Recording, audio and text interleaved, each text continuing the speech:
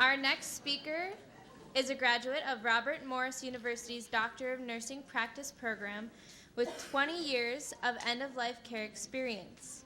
After several years in the field of hospice nursing, Dr. Krebs became disheartened with the trend of hospices becoming more business-oriented than patient-focused. Concerned that direct patient care was being compromised, in 1997, Dr. Krebs began the first faith-based nonprofit hospice program serving Pittsburgh and surrounding counties. In May 2007, she incorporated Catholic Hospice, the only pro-life nonprofit hospice in Pittsburgh. Catholic Hospice embraces the Vatican's Declaration on Euthanasia, encouraging all faiths to uphold the teachings of the Church when caring for those experiencing terminal illness. Speaking to us today on hospice, please welcome Dr. Cristen M. Krebs.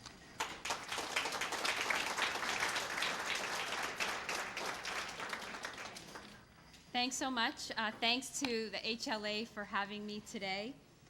Anytime I get the opportunity to give you a glimpse into the little corner of healthcare that I work in every week, I'm very grateful for that opportunity, and truly on behalf of the patients that I take care of, giving them a voice is of such great importance to them today. So again, I really appreciate it.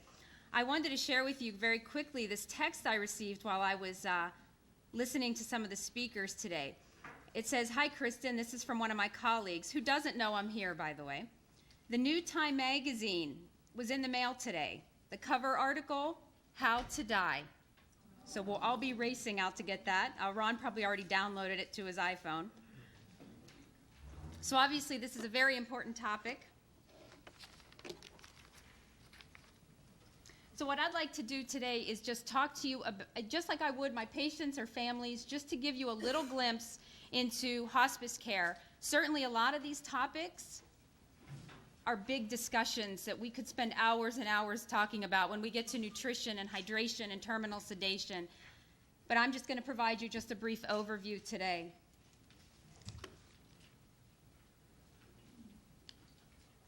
So hospice becomes an option when an illness is no longer responds to curative medical treatment and death is foreseeable.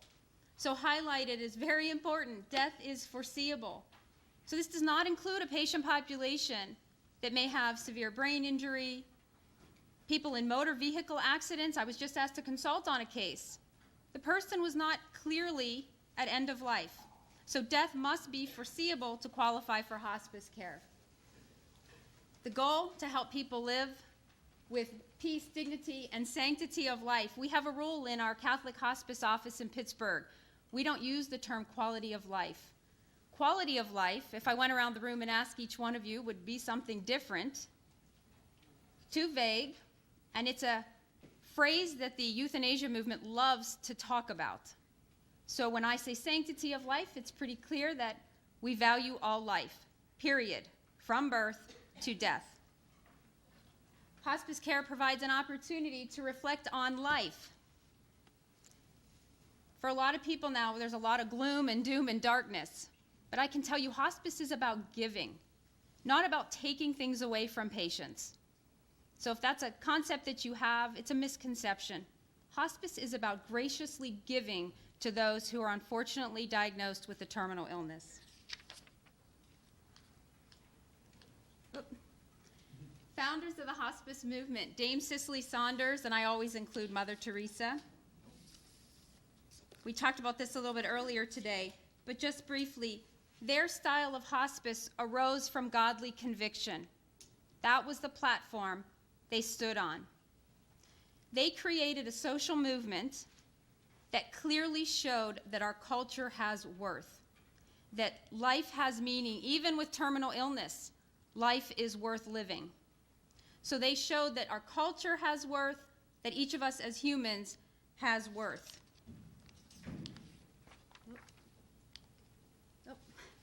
We're having technical difficulties a little bit, and I have 5 children, and if one of them could possibly be here, they could navigate this for me. But so in 1983, the federal government implemented the Medicare hospice benefit. So just briefly, I want to review some of the key points of this federal law. Medicare states that a patient must have a terminal diagnosis and a 6-month or less prognosis. To establish eligibility, Medicare provides specific clinical criteria for each diagnosis. That is federal law. We don't make up the criteria when I evaluate someone with end-stage Alzheimer's or pancreatic cancer. I'm looking back to the guidelines to determine if that patient indeed meets the criteria for hospice care. The hospice, by law, must obtain medical records, physical exam reports, labs, tests, proving that the patient is terminal. I can tell you that a lot of hospices across the nation today are missing this point. They're not collecting proper information to determine whether or not someone is appropriate. 2 physicians must certify that a patient is terminal. Now, this was started back in '83 so that the hospice medical director and the patient's attending physician for hospice were on the same page, so if there was a conflict, the patient wouldn't prematurely be entered into hospice. Today, there's a big movement in the hospice world where patients go onto the hospice program, the hospice medical director, unknown to the attending physician that may have cared for that patient for years, becomes the attending. They sign twice. So if there's a conflict, nobody would know about it. The patient would be admitted and perhaps wrongfully admitted to hospice. The law also states that a patient and their loved ones must be emotionally ready and well educated to receive hospice. And I can tell you, with the admissions going on in the hospice community, there's no time to educate these folks. They don't know what they're signing, although the law states that they should. The Medicare hospice benefit lists these entitlements. So under Medicare hospice law, and understand that all insurance companies, in Pittsburgh it's UPMC, Highmark, Blue Cross Blue Shield, they mimic the Medicare hospice benefit. So these are all entitlements. These aren't things you maybe get. These are things you have to get. They must be offered to you once you're enrolled in a hospice program. Understand that insurance covers these things 100%, meaning the patient and family never get a bill for the things hospice brings in. But what it also means is the hospice must pay for all of these services. That will come up in a few minutes again. Just a brief aside of what hospice is not. There's great confusion right now over this term palliative home care being tossed around. When I got my start in hospice 20 years ago, we called hospice care palliative care. It meant comfort care, one and the same. By today's standards, palliative care is a medical subspecialty caring for people who require some symptom management, but not all of them are terminal. To qualify for palliative care, you don't have to be terminal. Some of them are, but not everybody. If you go home from the hospital with palliative care, you are not getting that traditional list of services that was just on the screen. You are getting home care, basically. And under the laws of home care, they have to get authorization to allow social work in, to allow any counselor in. And in this economy, there is no home care that I know of on the planet that is going to eat the cost of those services. So if you are indeed terminally ill and you go home with palliative care, you may not even begin to get the services you need. You might see an RN once a week. You might not get a bath visit. You might not get any counseling at all. So there's a big push right now for the legislation to change so that palliative medicine goes under the umbrella of hospice so that people get the services they're entitled to. What I find when I do physician education training is that a lot of the physicians find that saying palliative home care is simply easier than saying hospice, and it's less time consuming. Certainly when we say hospice, there's a lot of emotional distress and upset in these families. So unfortunately, a lot of patients get pushed to palliative medicine when they really need traditional hospice care. So I say the Medicare hospice benefit is the end of the beginning.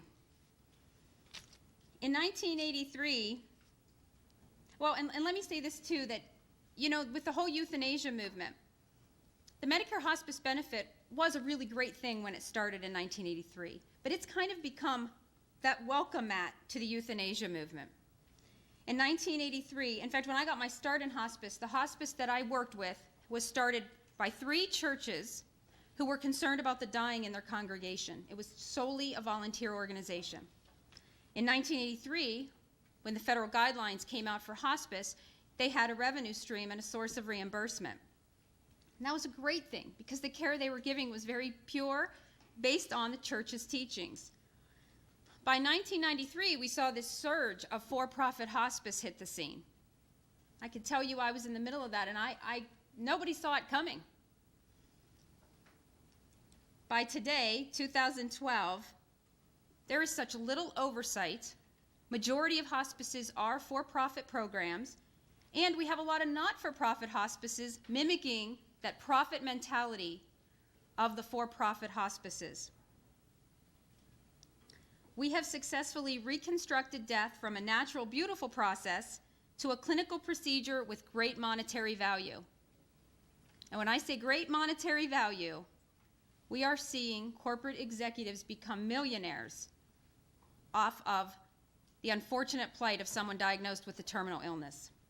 We no longer are open about discussing these issues. We no longer condemn the neglect of the terminally ill.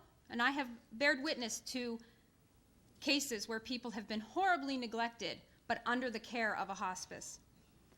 We no longer call for high-quality pain management and symptom control.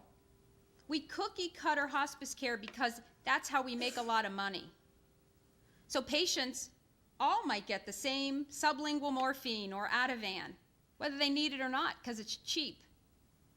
A lot of patients have their pain medications or all their medications cut so that the hospice can save money.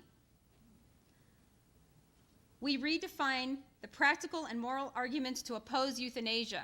We now have the gall to call it help. We call it hospice care. And indeed, if we go back to the founding movement of hospice, that is not what Dame Cicely Saunders was teaching us in the 60s.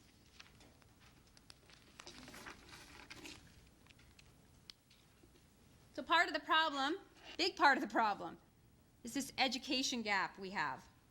The average person knows that hospice means that someone is dying, but they don't think about it. They think there is this one giant thing called hospice care all over the United States. They don't know how it's set up. They don't know how it works. They don't know their federal rights. They don't know their entitlement, that list of services I showed you. If you ask the average person who has a loved one on hospice, they don't even know what they're entitled to. They don't even know where to go for the information. Most hospice websites don't even show them the information. They think that most hospices are 501c3 nonprofit charitable organizations, and in today's present age, nothing could be farther from the truth. Most hospices in the United States are for-profit programs. People don't know that they have the right to choose the hospice. They go by whoever their physician tells them to. The for-profit hospice industry and those pushing the euthanasia movement have strategically promoted this false image of hospice. They use these fluffy terms, hospice is a philosophy, compassionate care, and you've all heard them. What people don't know is hospice right now is the fastest growing healthcare industry in the United States. It was second to outpatient physical therapy departments opening up, and it's number one in healthcare fraud.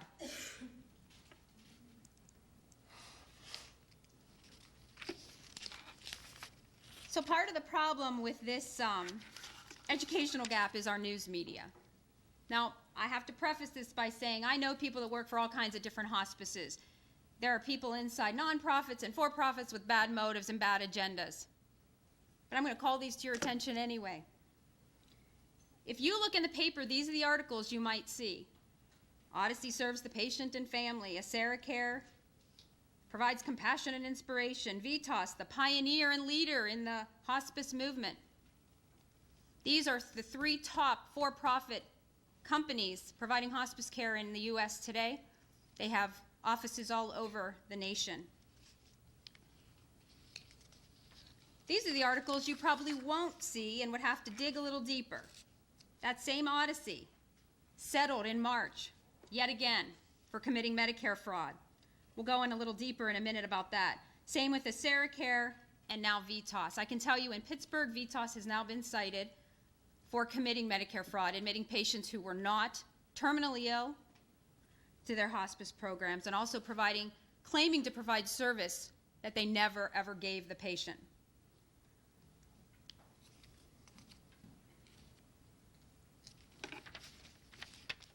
So I need to also point out again that just as many nonprofits do this as for-profits,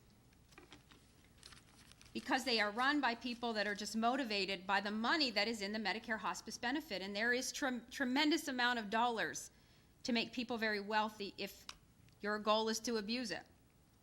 So in the Odyssey case, they settled in March for $25 million they paid back to the government. What they were doing was admitting people who were not hospice appropriate to hospice, billing their Medicare a while, making the money. They had also been cited in 2006 for similar offenses. At that time, they paid back $12.5 million. They also both times signed corporate integrity agreements, which just makes me laugh, because obviously it didn't work in 2006, but they re-signed one just a few months ago. What this case by Odyssey and some of the others that are similar through VITAS, AseraCare, and whoever show us is that, clearly putting revenue ahead of a patient's welfare is a lot of the motive of hospice today. But the thing we need to be thinking about is what happens to those patients who were admitted, weren't hospice appropriate, which they've now determined through the investigation of the Medicare fraud. What happened to those patients? Because if they were indeed put on comfort care only and didn't have a terminal diagnosis and didn't belong there anyway, if they had a treatable condition, it may not have been treated. So what happened to those folks? Now the thing that is funny, and not in a funny ha-ha way, is that Odyssey paid back their $25 million, second offense, and they still get to stay open across this nation caring for our loved ones. The whistleblowers get 4.1 or 4.5 million, which honestly, hey, they came forward, they did the right thing. But there is no investigation and no mention of what happened to the patients who didn't get the care they needed. To this second, nobody knows. The question is, being asked by me and several other people that I work with across the nation, were these patients harmed? Did some of them die because of lack of basic health care? That could have very well happened. Perhaps Odyssey should be held accountable for the murder of people. But indeed, there's no mention of that. No mention of the patient cases or the details. Odyssey pays the money back, and they continue to move on about their business. Another thing going on now, this new healthcare law, 2010 healthcare law, has put a provision in the law that if patients come back to the ER repeatedly, if this law gets passed, the hospitals will be penalized and have to pay back money for this patient coming back to the hospital all the time. Now, a lot of us know people with end-stage pulmonary conditions and heart conditions, they do go to the ER a lot. The thing about this healthcare law is that I truly believe when the law was instituted, perhaps some of you might disagree, but I really do believe that it was for the good of discharge planning. I think the reason the law was written in the first place was to keep, for me as a clinician, when I see people discharged from the hospital, a lot of them, they've not been taught a thing. They don't know their meds. They don't know who's bringing them home. They don't know anything. So I think the law had its best intention to provide better discharge planning. But instead, these very aggressive hospice CEOs and marketers went to CEOs of the hospitals and said, well, don't worry about that. If you just have people trolling the ERs, we'll pick up those repeat offenders, so to speak, in your ERs, and we'll bring them home with hospice care. They'll never get admitted. You won't get fined. Now, we run into the same problem. That means that patients who don't belong on hospice, perhaps, go home with hospice. The hospital's happy. It saved them a lot of money. But the patients were never, I'm sure, or won't be, informed properly of what they're going home with.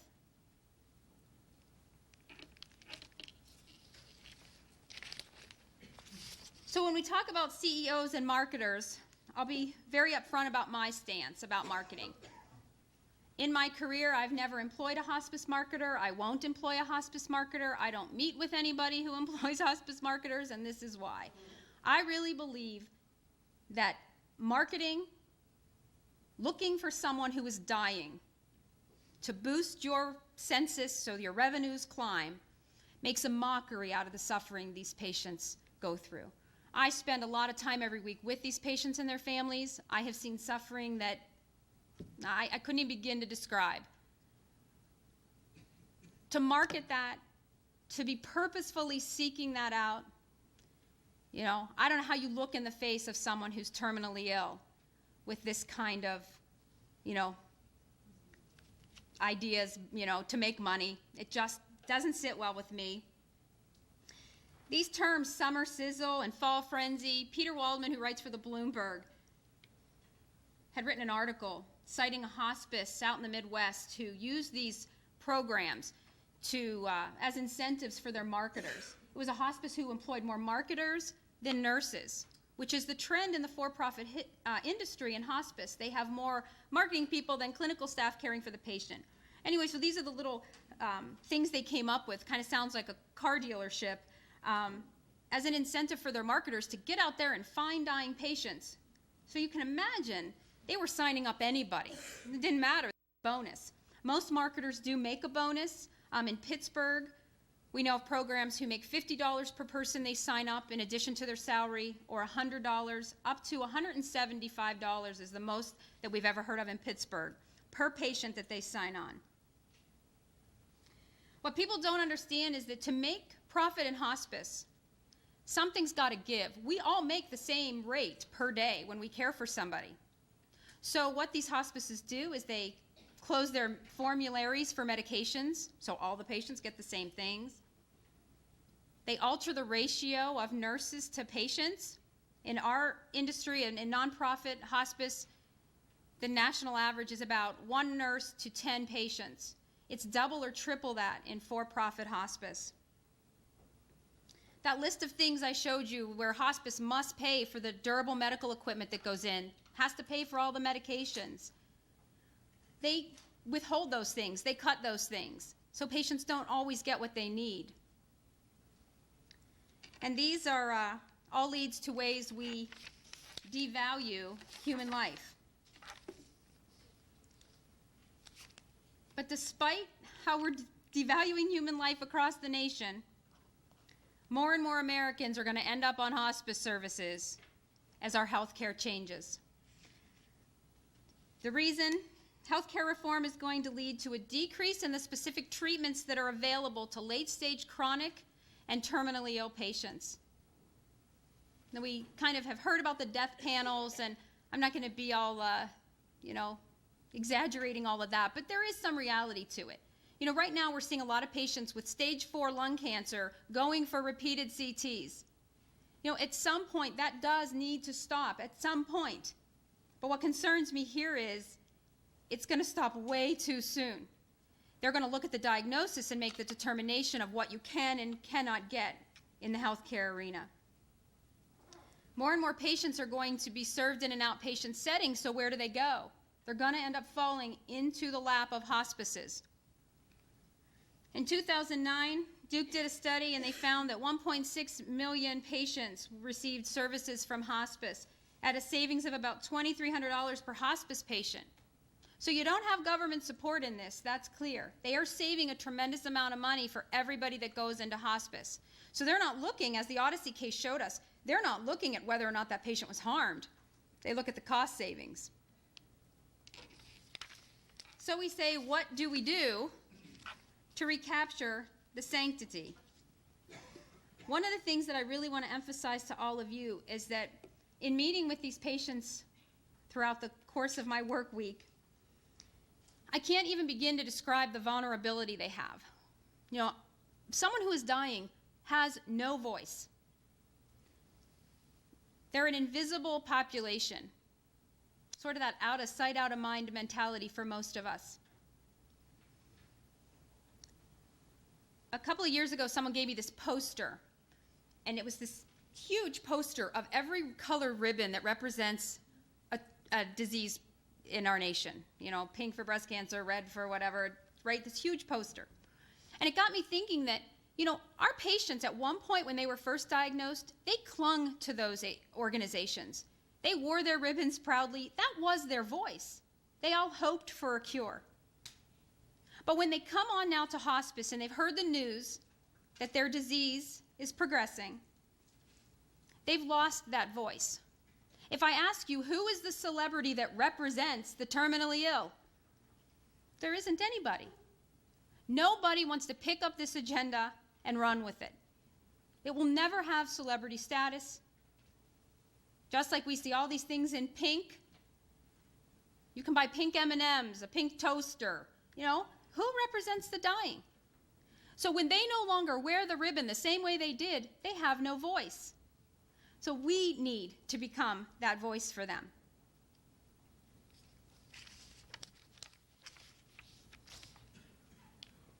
In Pittsburgh, we've done it with an organization called Catholic Hospice. So our mission, I won't read it to you, you can read it, but we're glorifying God by caring for these patients according to the teachings of the church. We serve all faiths, and we respect that life is a journey and will end in natural earthly death.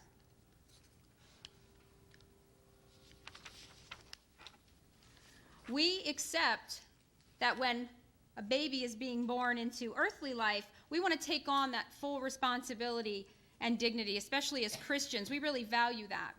And we know that Scripture tells us that earthly death is certain, but when someone is about to pass into immortal life, we're not always so quick to step up to our responsibilities and make sure that they too have dignified treatment. This is the question I probably get 1,000 times a week, it seems. What makes Catholic Hospice Catholic? Well, we hold true to the ethical and religious directives for Catholic health care, and equally as important, the Declaration on Euthanasia that the Vatican put out in 1980. So what is this declaration that's the foundation of Catholic Hospice? The declaration is biblically based. Everything is taken word for word out of Scripture. Declaration serves to clarify the Church's position not only on euthanasia, but on how someone should be cared for at end of life.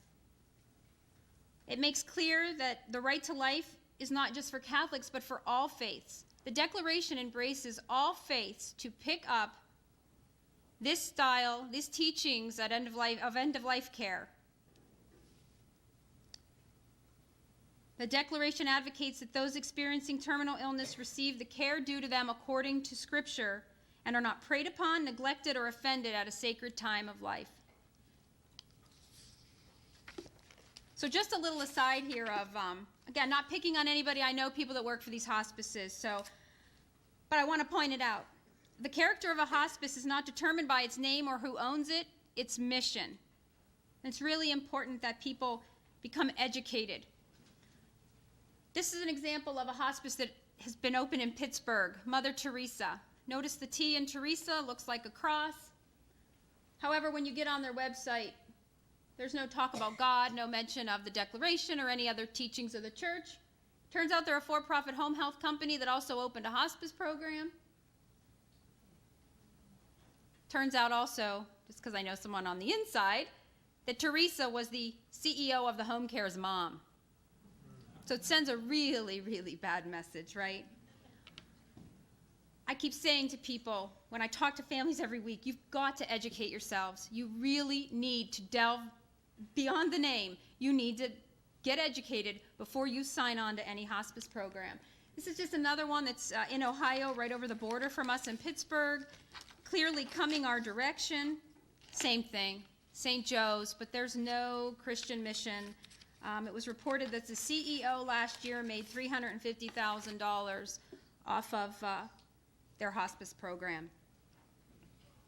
I also got word, actually, while I was on the plane coming here, that a new hospice is coming to our town in Pittsburgh called Life Choice.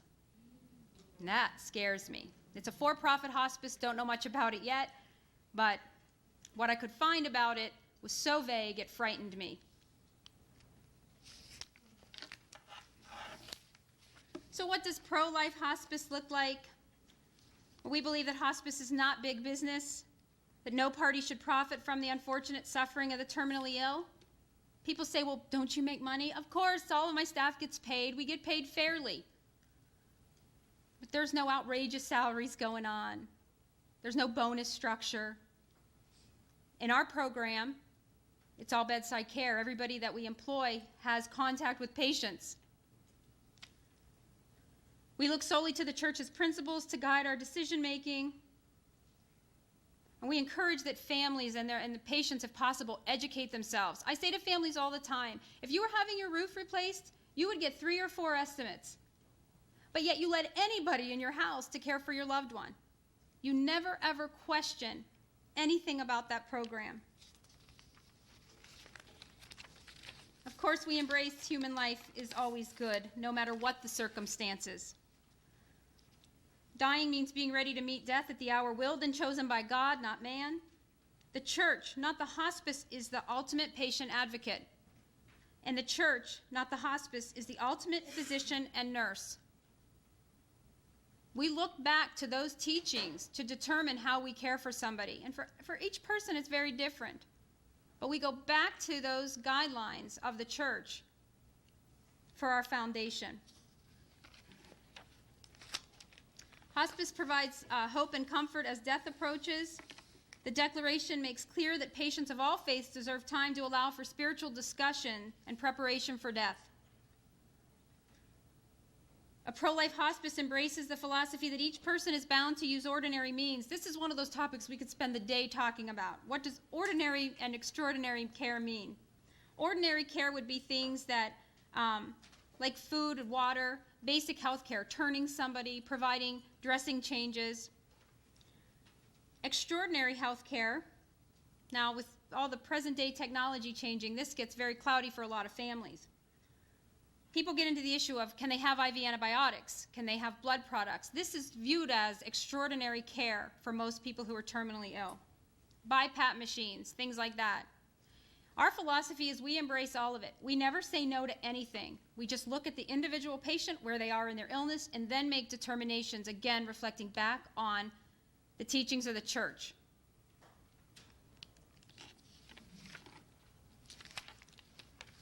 All patients should be provided food and water.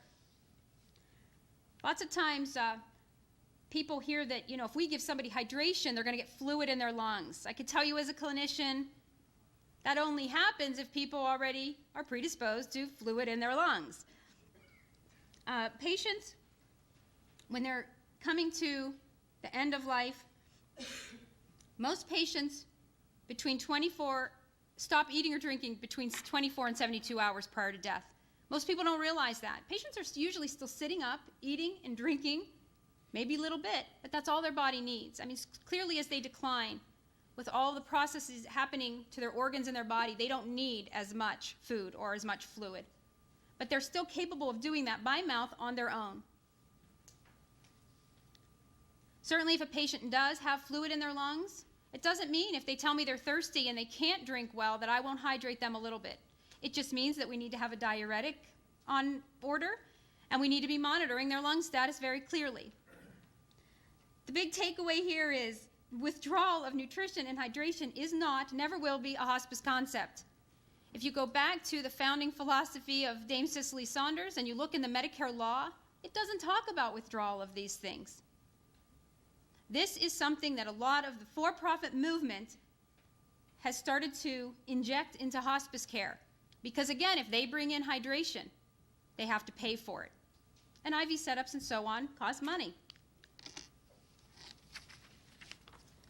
The principle of benefit and burden, there must be due proportion between the benefit to be achieved and the burden borne to it. Clearly, this is different for every single patient. What might be good for one is not going to benefit the other. So there can't be a cookie-cutter approach to hospice care because everybody declines differently. Additional therapies. This is that extraordinary care piece. And again, we could talk a long time about this, come up with all kinds of different examples. What I go by when I evaluate a patient, if there is a clear functional goal to be met and the patient is expected to live long enough, I won't rule any of these things out. Radiation therapy, platelets, oral and IV antibiotics, those are all things that can provide tremendous comfort to a patient. But again, the hospice is responsible to pay for it. So that's why a lot of these things across the board, when hospices are interviewed, they say they don't provide. Again, the note, refusal to implement additional therapies is not a hospice concept. Again, look back at the law, look back at Dame Cicely Saunders' writings. She wasn't taking things away from people. She was adding to their care. Diagnosis of a new problem that does not relate to the terminal illness can be evaluated and treated, and should be. If someone with cancer develops a urinary tract infection, I always treat it. I wouldn't want to have that. I wouldn't want to suffer from some of these things. Pneumonias, I always treat. If a patient is truly in decline, they won't respond to the antibiotic. Terminally ill patients who ask for death are not asking for euthanasia. I can tell you that a high majority of the patients that I'm at the bedside with, they do make these comments. They're ready to die. Some of them legitimately are ready. They've made their peace. They've put closure to things. And some people are just frightened and afraid. They feel inner distress, hopelessness, and so they make these comments. What we need to take away from it is that what they're really asking for, my belief, is time, more time to put closure to things and some spiritual direction. Hospice is not giving up. Hospice is to encourage life to be lived fully, free from loneliness, pain, and despair. These folks need time to seek forgiveness if they have those issues kind of looming over them, and putting closure to tasks and relationships, and that's really, really hard work. Hospice care is the something more that can be done when a person's illness cannot be cured. Again, pain medication is another one of those topics we could talk a lot about. Just quickly, the church's stance. The church is not obliged to anybody to forgo medical treatment for pain, but asks that appropriate conditions exist before medication be taken. No one should feel obliged to forgo medications and pain relief, even though it might bring about mild disorientation or sleepiness. That's just true. Some medications will make you a little bit sleepy. But that doesn't mean we can't still utilize these medications. Where we get into a conflict is when they make you so sleepy, you can no longer eat or drink. Again, just to point out, the use of morphine and other medications, again, it's not necessarily hospice care. When hospices talk about their use of morphine, nowhere in federal law or the founding principles do we talk about this. I look at pain medication as a tool in my toolbox. Knowing how to utilize it correctly, knowing how to titrate it correctly, that makes all the difference in the world. Very quickly, terminal sedation. Alex and Ron talked about this issue. It's never a hospice concept. I don't believe in it, won't even expound on it for sake of time. But you can see how the euthanasia movement can hide inside hospices. Because a lot of times the caregiver is the one giving the medication. And if they don't know any better, they give it the way the hospice nurses tell them to. And if the agenda isn't on the up and up, the caregiver is ultimately responsible, and oftentimes has, overly sedated their loved one without understanding the consequences of giving that medication. Advanced directives, Julie talked so much about. The only thing I want to say is that a DNR is not mandatory for hospice care. A lot of folks are told that to come onto a hospice, you must sign a DNR first. Federal law states no one can force you to sign that DNR ever, and never can a hospice force you to sign a DNR. Certainly our hope is as we work with patients and their families and their bodies are declining, they understand the consequences of being resuscitated. But I do have patients, families who do call 911 and ask for resuscitation. That is not for me to judge. They need to feel good about what they have done or not done for their loved ones. So a time of serious sickness is naturally distressing for a patient and family, so making moral decisions is really, really difficult in light of all the emotional strains going on under their roof. That stress, combined with this educational gap we have, makes decisions so difficult for these patients and their families.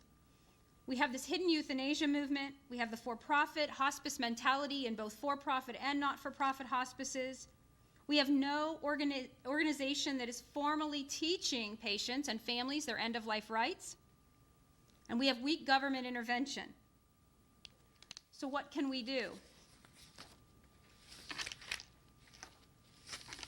In generations past, the church has always been able to count on the faithful to stand up and protect the sacred rights. So I really believe we're being put to the test in end-of-life care. Traditional Christian hospice care should be reinforced, not redefined by those who are not truly upholding the church's teachings. Oh, sorry. And I don't think we can get it back either. Just quickly, a little symbol that I've shared with my staff periodically. The Laodicean church was a Christian community. It's in the book of Revelation. It's one of the 7 churches addressed in the book of Revelation. They were a wealthy culture, lucrative textile center, very affluent and prosperous. They were very absorbed in their own little culture, right in Laodicea. They kind of lived in a bubble, so to speak. Now, the details about their demographics in the book of Revelation is clear that they had no fresh water in the town. So in the towns around them, they had all these natural cold springs. And when the water flowed into the town of Laodicea, by the time it got there, it was lukewarm. That lukewarm water has become the symbol of the attitudes of the people of Laodicea. They believed in the gospel, and they weren't really immoral, but they really didn't show any enthusiasm or passion for anything else going on around them. I feel that the end-of-life issues facing us today, we're lukewarm. We're complacent. Like those people, we are not getting passionate or compassionate about these issues. I really believe that our complacency is what's keeping a lot of this in the dark. Most surely God is deeply pained by the attack on the voiceless population of the terminally ill. Surely to take God's place by profiting or committing euthanasia is insanely arrogant, and I'm sure God despises it. But as with the Laodiceans, I'm sure he's equally upset by our complacency. So I'm hoping today that I've instilled some passion and zeal in all of you to do something. Tell somebody. Just get a little bit of a voice, because that voice is not so much for you as it is for someone who is suffering from a terminal illness right now. So be somebody else's voice.